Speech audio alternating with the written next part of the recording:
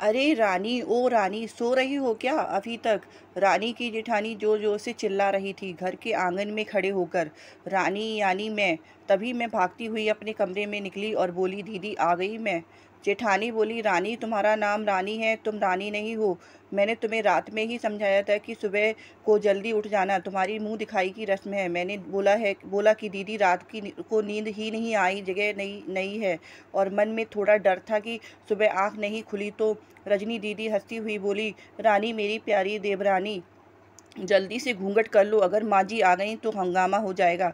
मैंने घूंघट किया ही था कि तभी माँ जी वहाँ आ गई और कड़कड़ाती आवाज़ में बोली, चलो अब क्या यही गपशप मारती रहोगी तुम दोनों? हमने चलना शुरू ही किया था कि तभी माँ जी ने रजनी दीदी के कंधे पर हाथ रखा और बोली, पता है ना कहाँ से कहाँ और कहाँ जाना है और कैसे जाना है? माँ जी ने बोला कि जब भी कोई बड़ा तुम्हारे सामने खड़ा हो तो हमेशा घूंघट में रहना और कम से कम अपने बड़ों के सामने आना, और बिना घूंघट के तो कभी नहीं।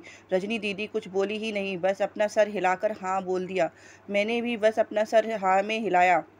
माँ जी के जाने के बाद मैंने पूछा, रजनी दीदी आप तो स्कॉलर हो और इस सब चीज़ों को कैसे निभाते हो? रजनी दीदी मुस्कुराई और बोली कि ये थारे जेठ जी से बहुत प्यार करती हूँ, इसलिए अभी तक चुपचाप सब चीज़ें निभा रही हूँ। मैं कुछ नहीं बोली और चुपचाप रजनी दीदी के साथ घर के बाहर वाले कमरे में जाकर बैठ गई।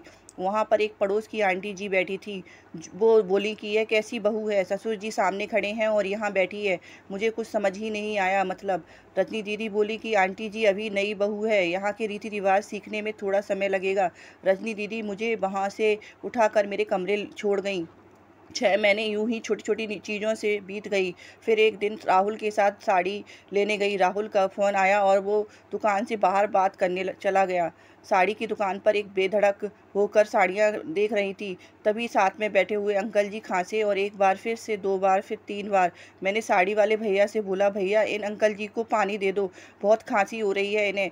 अंकल जी भड़क उठे और बोले, क्या बदतमीज लड़की हो, कुछ शर्म लिहाज है या नहीं इसे? दुकान पर हंगामा देख राहुल बाहर से भागकर अंदर आया और अंदर आते ही अंकल जी के पैर छूकर बोले, मामा जी आप यहाँ? मैं घबरा के दुकान से बाहर निकल आई और एक लंबा घूंघट करके गाड़ी में बैठ गई। राहुल बाहर आया और गाड़ी में बैठकर गाड़ी बहुत तेज चलाने लगा। मैंने धीमी आवाज में बोला, गाड़ी बहुत तेज चला रहे हो, कहीं एक्सीडेंट ना हो जाए। हम घर पहुंचे ही थे कि तभी माँ जी जोर जोर से चिल्लाते हुए बाहर आई और देखो आ गई ये रानी साहिबा, खानदान की इज्जत मिट्टी में मिलाकर। तभी रजनी दीदी आई और बोली, माँ जी मेरे शादी को 6 साल हो गए हैं, मैं अभी तक मामा जी को नहीं जानती, ये कैसे जानेगी? माँ जी जोर से चिल्लाई, देखो कैसे चपड़ चपड़ जवान चल रही है इस रजनी की। कभी राहुल सबकी बात काट कर बोले कि माँ ये दोनों सही बोल रही है, अगर ये हमेशा घूंघट में रहेंगी रहेंगी तो ये मामा जी को कैसे पहचानेंगी? और माँ, आज मामा जी के फ़ोन पर तुमने पूरे घर की शांति को भंग कर दिया। ये वो ही समाज है जिससे सीता मैया पर भी उंगली उठाई थी। पिताजी और जेठ जी ने भी अपना पक्ष राहुल के साथ रखा।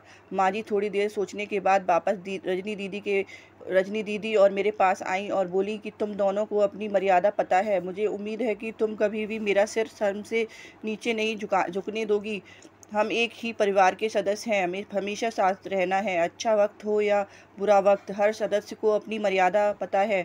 माँ जी ने मुझे और रजनी दीदी को गले लगा लिया। ये कहानी अच्छी लगी हो तो मेरे चैनल को subscribe, like, comments and share करें प्लीज़। Thank you.